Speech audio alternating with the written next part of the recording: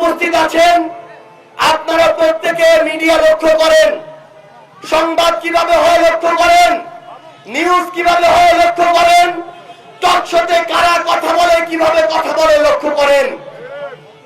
অন্তর্বর্তীকালীন সরকারের সময় একটা লিমিট থাকলেও আমরা বিএনপি সরকারের সময় থেকে শুরু করে দেখছি যে বিএনপির ওই মিডিয়া হাউসগুলোতে, সংবাদপত্রের হাউসগুলোতে বিএনপি তাদের নিয়ন্ত্রণাধীন বিভিন্ন লোক বসিয়েছে।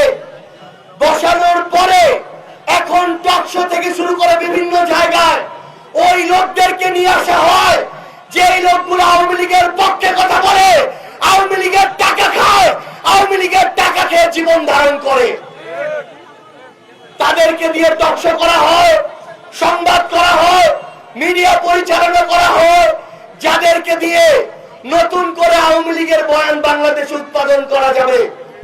বিএনপি যদি মনে করে যে তারা শুধু এই দায়গুলো মিডিয়ার উপরে দিয়ে দিবে, আমরা সেটা মানতে রাজি নই। কারণ আমার তথ্যমন্ত্রী আছে, আমার স্বরাষ্ট্রমন্ত্রী আছে, আইন শৃঙ্খলা আছে, প্রধানমন্ত্রী আছে। তাদের ইশারা ছাড়া, তাদের আশ্রয় প্রশ্রয় ছাড়া এই ধরনের স্বৈরাচারের দালালরা কোনদিন বাংলায় আবার পুনর্বাসিত হতে পারে না। এই নির্বাচনে 50% মানুষ ভোট দিয়ে বিএনপি কে নির্বাচিত করেছে। ওই মানুষগুলো 70% ভোট দিয়ে গণভোটে এর পক্ষে রায় দিয়েছে, সংস্কারের পক্ষে রায় দিয়েছে।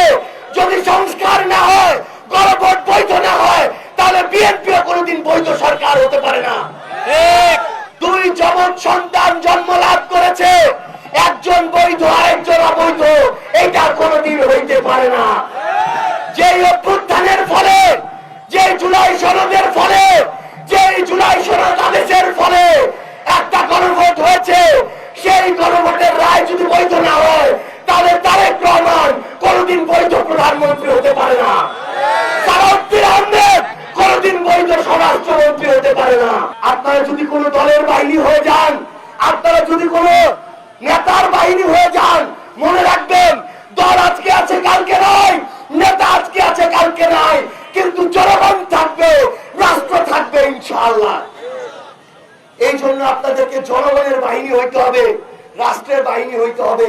শেখ হাসিনা পতনের কয়েকদিন আগেও বলেছিল শেখ হাসিনা পালায় না, কিন্তু শেখ হাসিনা যেভাবে নির্লজ্জ ভাবে পালিয়েছে, ব্রিটিশরা পাকিস্তানিরাও এত নির্লজ্জ ভাবে পালায় নাই। শেখ হাসিনা যেভাবে নির্লজ্জ ভাবে পালিয়েছে, বিগত 800 বছরে বাংলার ইতিহাসে লক্ষণ সেনের পর কেউ এভাবে চোরের মতো পালায় নাই।